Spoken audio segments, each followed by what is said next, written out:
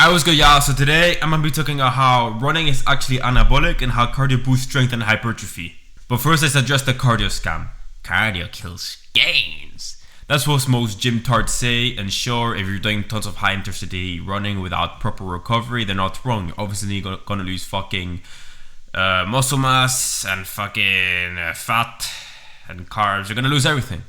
You're gonna lose your fucking life. But not all cardio is created equal. Cardio is typically broken down into zones based on heart rate, okay? So zone 1 is easy recovery pace, like walking or whatever. Zone 2 will be more low, steady, the 60% of max heart rate, okay? It's kind of chill.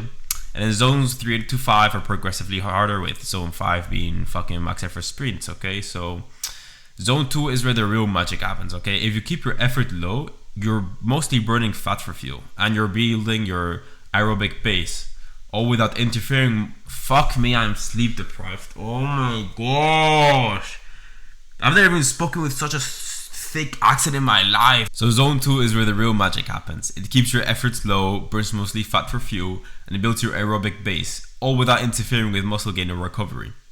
It doesn't just burn fat, it helps your muscles recover better, okay? So it improves nutrient delivery and lays the groundwork for more hypertrophy and strength, which we'll get into later.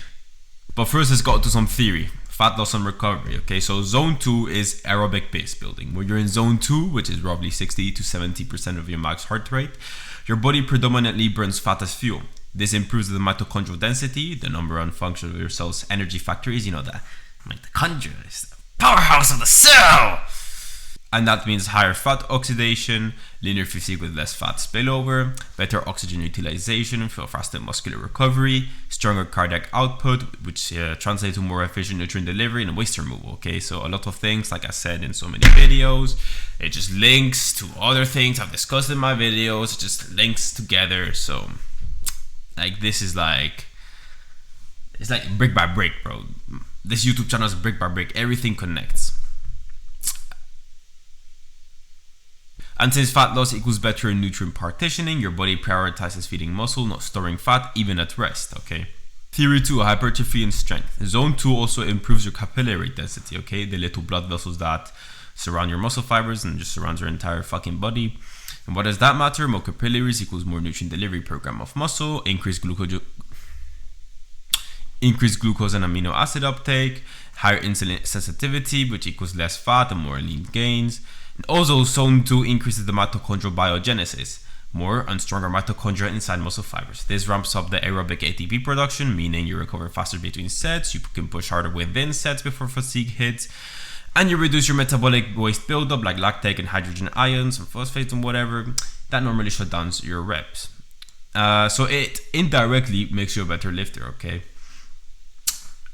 So do your cardio. So theory 3. CNS and hormones. Your zone 2 cardio also helps your nervous system too. It increases the parasympathetic tone, the rest and digest mode, lowers chronic cortisol, which kills gains if too high for too long, improves sleep quality, which is when all the growth happens, balances dopamine tone, reducing burnout, and because it's not high stress cardio, it doesn't compete with your recovery bandwidth. It actually expands it, okay? Many other things I've covered in my channel.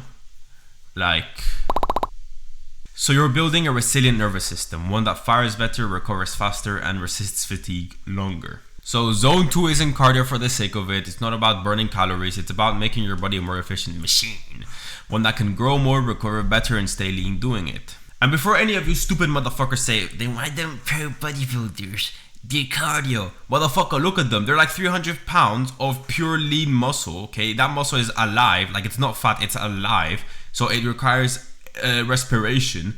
The amount of fucking oxygen and shit and blood their body needs, they can't, it's physically impossible for them to enter zone 2 cardio. Think about that. That's the only reason they don't go on jogs. They still do the cardio. Every single top bodybuilder does their cardio. Every single top powerlifter does their cardio. All of them, they're fucking strength athletes. The top 1%, they're doing everything possible. They're doing their fucking cardio. The only reason you don't see them fucking jogging is because they physically can't jog at the right pace. It's too taxing for them. That's why they'll do the fucking stupid cardio machines like the fucking Stairmaster or that bike machine. But you're not 300 pounds of lean mass, are you? So shut up. Shut up, bitch. So, how to implement zone 2 cardio for gains, okay? So, first of all, you can't overdo it. If you run a fucking marathon, even if it's zone 2, that's too much, okay? So, 2 to 3 sessions per week, that's bullshit. Let me change that.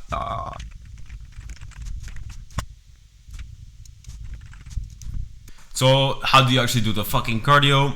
You do 14 sessions per week, max, okay? So, that's around 2 sessions a day.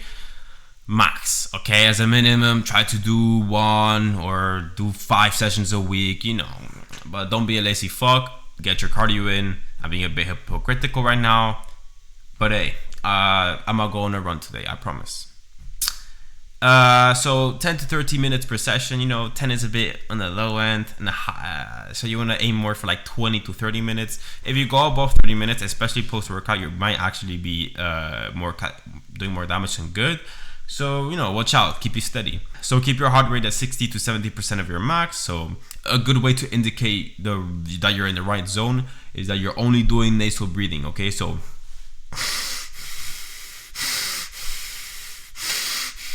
none of that gay mouth breathing over here.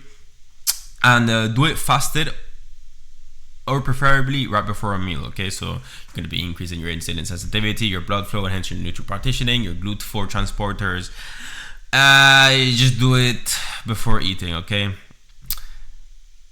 Do it right before eating over fasted in general, okay? Anyway, and you know, there's easy modalities like incline treadmills, cycling, rocking, but that's fucking gay. So just go outside like Mike Tyson, okay, and you jog like Mike Tyson. That's what I do. I just think of Mike Tyson because he's cool. So yeah, don't go hard. You should be able to have a steady conversation, and this is about staying low and slow, okay? You're not pushing yourself. Remember, we're aiding recovery here. We're not taxing our body. We're not working out. This is just as a boost to recovery. So what's some real world evidence? Most high level bodybuilders and strength athletes use low intensity cardio in their prep, like I previously mentioned. The leanest, strongest athletes typically have excellent aerobic bases. Coincidence? I think not. Anecdotes everywhere. Lifters report better pumps, less soreness, faster recovery. Shit, I should also mention that. Increased vascularity. And pump. One pump too late. Well, I said it here. And ask anyone who's tried it. It's not cardio. It's an unlock. That's some gay ChatGPT fucking quote. I'm removing that shit. That's fucking gay. This presentation is ChatGPT as fuck. That's why it's ass compared to my other ones. Personal anecdote. I don't know. I started running like, and I've never run in my life, bro. And one night I was like, you know what? I'm a fucking jog. And then I jogged, and it was kind of fun, and because I was like visioning myself as Mike Tyson, and then yeah, and then I did some more research. I mean, you know, subconsciously, like you're kind of aware that running is good for you. Like no shit's fucking running, right? But you know, make some research to get that knowledge, make this presentation, even though it's ass and ChatGPT. Stay well hydrated with salt, but don't drink too much right before, because otherwise you're gonna end up throwing up your water whilst you're running, and that's pretty fucking uncomfortable. So watch out for that. What else can I give you? You know, don't run on your heels like a fucking art tard. You're not supposed to run on your heels. You know, you're supposed to bounce on your fucking toes. And you know, that's why also calves fucking, you know, they are very slow twitch dominant. Yeah, calves are very slow twitch dominant because they're made for running mainly. And you know, you're probably gonna get sore from running on your calves, so you're actually gonna be growing your calves. And also your quads. I saw for some reason got fucking sore on my quads. My quads respond to fucking any stimulus, so that's probably normal for me.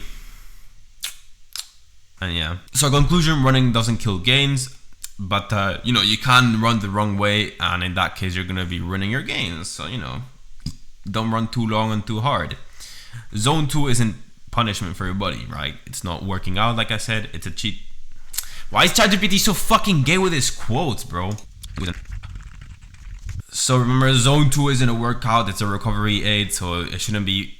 Okay, it should feel kind of taxing at the moment, but you shouldn't feel demolished after it. And you know, so you're gonna be given more oxygen, more nutrients, more output, okay? So run slow to grow fast. Fuck yeah.